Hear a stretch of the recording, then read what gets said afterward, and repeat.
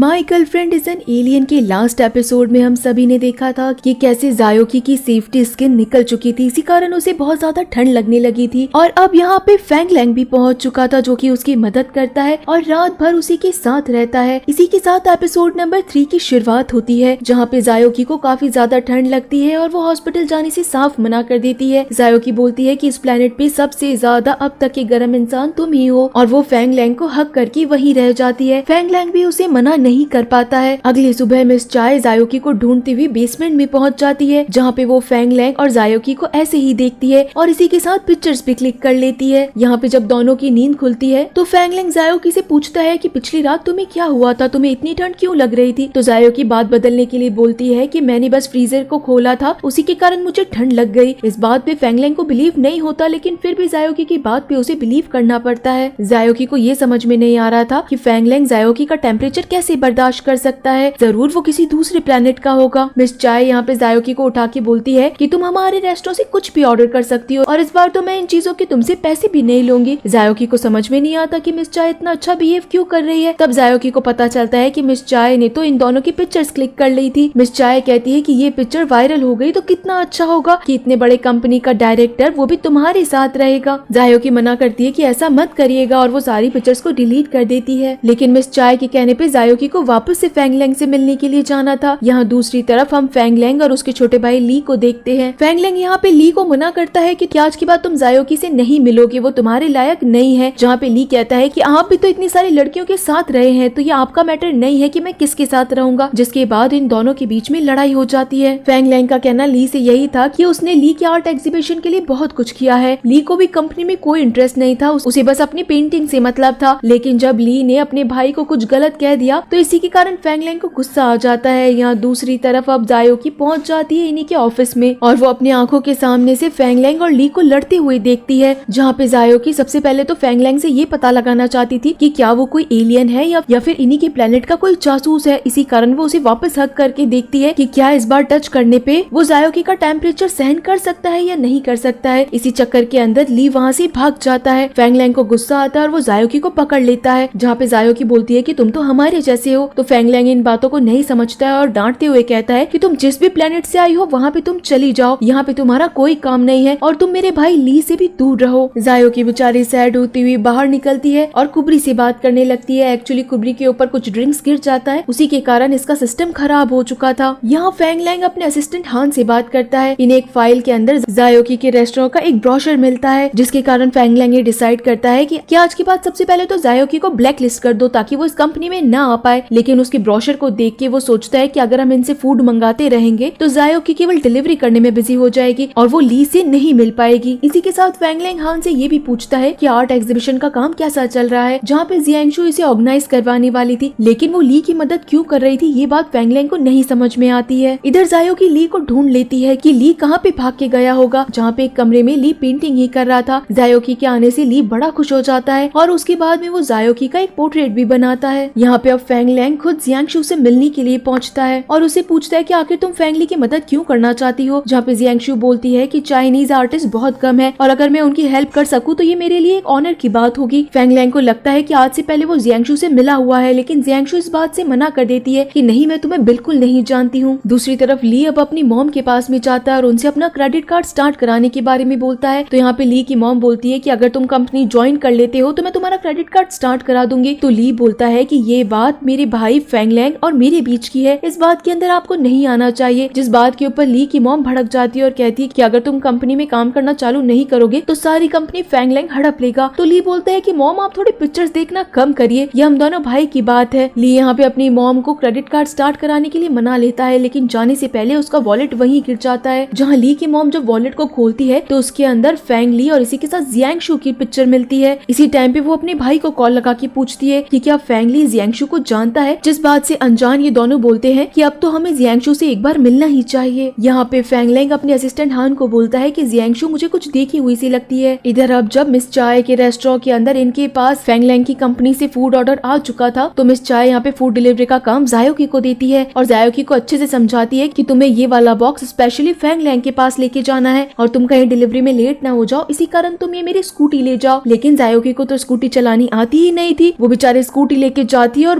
बड़ी बुरी तरीके से गाड़ी चलाती है और कुछ दूर आगे जाने के बाद सीधा एक खड्डे के अंदर गिर जाती है, जिसके कारण सारे फूड पैकेट भी उसी में गिर चुके थे। काफी देर हो चुकी थी, फेंग लैंग के पास अपना लंच नहीं पहुंचा था। जब वो लोकेशन चेक करता है तो उसे पता चलता है कि काफी देर हो गई, जायो की एक ही जगह पे आधे घंटे से रुकी हुई है। इसी कारण फेंग लैंग उसी लोकेशन पे पहुंचता है जहाँ उसे पता चलता है कि जायो की तो खड्डे में गिरी हुई है। वो मदद करने के लिए जैसे ही जायो की को बाहर निकालता है तो पता चलता है कि वो तो बड़ी गंदी हो चुकी है। जायो की यहाँ पे मना करती है कि अगर मैंने फूड डिलीवरी सही टाइम पे नहीं की तो मिस चाय मुझे बहुत डांटेगी, लेकिन फेंग लैंग उसे उसी टाइम पे एक मॉल के अंदर ले जाता है और कहता है कि सबसे पहले तुम नहा धो लो और अपने कपड़े चेंज करो। जायो की मना करती है कि नहीं, मुझे प्लीज अपनी डिलीवरी करनी है टाइम पे, लेकिन फिर भी फेंग लैंग उसे वॉशरूम के अंदर छोड़ देता है। जायो की को पता चलता है कि वो बहुत ज्यादा लेट हो चुकी है, इसी कारण वो सारे टाइम को फ्रीज कर देती है। बाहर निकलने के बाद में फेंग लैंग फिर से पागल हो जाता है कि आखिर ये सब कैसे हो रहा है, लेकिन इस बार वो बाहर जायो की को पकड़ लेता है। तो जायो की नाटक करती है फ्रीज होने का, तो फेंग लैंग कहता है कि मुझे पता है कि तुम यहाँ पे नाटक कर रही हो, सच बताओ कि आखिर ये सब क्या चल रहा है, सारे लोग कैसे फ्रीज हो गए हैं और तुम और मैं फ्रीज कैसे नहीं हुए हैं। जायोकी को लगता है कि अब तो फेंग लैंग को पता ही चल जाएगा कि वो एक एलियन है, इसी कारण वो फेंग लैंग का ध्यान भटकाती है और हर चीज को अनफ्रीज करके वहाँ से भाग जाती है। फेंग लैंग जब वापस से मॉल के उसी शॉप में पहुँचता है तब तक तो जायोकी डिलीवरी करके पहुँच भी जाती है और फेंग लैंग को डांटती है कि तुम ऐसे कैसे वॉशरूम में आ गए। तो फेंग लैंग को लगता है कि ये सब कुछ उसके हेलुसिनेशन के कारण हो रहा है, इसी कारण वो अपने डॉक्टर फ्रेंड के पास पहुँचता है और सारी बात बताता है। तो यहाँ पे डॉक्टर भी यही बताते हैं कि ये सब कुछ तुम्हारे हेलुसिनेशन के सिम्टम्स हैं। फेंग लैंग यहाँ पे डॉक्टर को ये भी बताता है कि एक लड़की है जियांग शू करके, लेकिन वो मुझे कुछ जानी पहचानी सी लगती है। यहाँ पे डॉक्टर फेंग लैंग को यही बताते हैं कि एक लड़की तुम्हारी रियलिटी है और एक लड़की इल्यूजिनेशन है, तो तुम्हें दोनों में से किसी एक को चुनना पड़ेगा। दूसरी तरफ जायोकी को लगता है कि फेंग लैंग इतना भी बुरा नहीं है, उसने उसकी हर बार मदद ही की है, इसी कारण वो कुबरी से बात करने लगती है। और इस बार तो कुबरी भी स्टार्ट हो चुका था, जहाँ पे कुबरी जायोकी को समझाता है कि यहाँ के इंसान इतने भी अच्छे नहीं है, तुम इंसानों से दूर रहना। इतनी ही देर में यहाँ मिस चाय पहुँच जाती है। मिस चाय को पता चलता है कि जायोकी को फेंग लैंग ने एक कार गिफ्ट की है ताकि वो जल्दी से जल्दी डिलीवरी कर सके, जिस बात पे मिस चाय जायोकी को बताती है कि फेंग लैंग तो तुम्हारे पीछे पड़ा हुआ है, वो तुम्हें बहुत पसंद करता है, लेकिन ये बात जायोकी को पसंद नहीं आती है। दूसरी तरफ अब फेंग ली की मॉम ने अपने भाई को जब कहा था कि वो जियांग शू से मिले, तो यहाँ यही मैनेजर आके जियांग शू से मिलते हैं, जहाँ पे यही मैनेजर जियांग शू से पूछते हैं कि क्या तुम फेंग लैंग या फिर फेंग ली को जानती हो। तो जियांग शू मना कर देती है कि नहीं, आज से पहले मैं उन्हें नहीं जानती हूँ और आर्ट एग्जीबिशन में पार्टिसिपेट करना मेरा हमेशा से पैशन रहा है, क्योंकि मुझे भी पेंटिंग करना पसंद है। अब यहाँ पे फेंग लैंग ने जो कार जायोकी को गिफ्ट की थी उसके अंदर मिस चाय हीरोइन बन के आती है और बेचारे जायोकी को अभी भी डिलीवरी गर्ल बना के ही भेजती है और कहती है कि बस तुम्हें फेंग लैंग को जाके अच्छी तरीके से डिलीवरी करनी है और पता लगाना है कि क्या वो तुम्हें पसंद करता है या नहीं करता है। यहाँ पे फेंग लैंग के पास में अब जायोकी पहुंच चुकी थी फूड डिलीवरी लेके, लेकिन इसी टाइम पे यहाँ फेंग लैंग की एक ऑनलाइन मीटिंग चल रही थी। तो जायोकी बोलना स्टार्ट कर देती है बिना किसी को देखे कि तुम तो मुझे पसंद करते हो और ये वो। तो फेंग लैंग को अपना लैपटॉप बंद करना पड़ता है और वो जायोकी को कहता है कि क्या तुम क्या कह रहे हो, मैं तुम्हें पसंद करता हूँ? ऐसा बिल्कुल नहीं है, मैं तुम्हें बिल्कुल पसंद नहीं करता, मैं तो चाहता हूँ कि तुम कभी सामने तक ना आओ। तो जायोकी इस बात से बहुत खुश हो जाती है और कहती है कि वाह, ये तो बहुत अच्छी बात है, इसका मतलब है कि तुम मुझे नहीं देखना चाहते और ये मेरी आखिरी डिलीवरी है, लेकिन मैं अपनी आखिरी डिलीवरी भी अच्छी तरीके से करूंगी, तो चलो तुम खाना फिनिश करो। फेंग लैंग जब खाना खाने से मना करता है तो जायोकी खुद ही अपने हाथ से खाना खिलाना शुरू कर देती है और फेंग लैंग इस बार भी उसे मना नहीं कर पाता है। और इसी अच्छे मोमेंट के साथ ये एपिसोड यहीं पे खत्म हो जाता है। तो चलिए फिर मिलते हैं आप सभी लोगों से अगले एपिसोड में, तब तक के लिए टाटा।